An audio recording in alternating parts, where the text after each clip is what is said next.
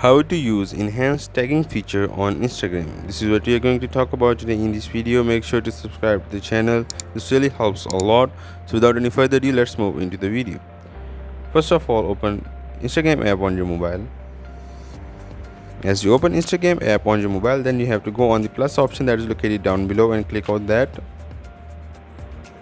As you go on the plus icon, then you have to select the picture or video that you want to put on the story. Let's say I'm selecting this picture and then I want to go on next. And now by selecting filters, I can also go on next or just doing some pre-edits. Then under here I will have an option of tag people. Click on that, and now I can invite a collaborator or add a tag. Now say I am adding a tag. I can tag a person by searching his name. Let's say I am searching his name. Now this person's account will be over here.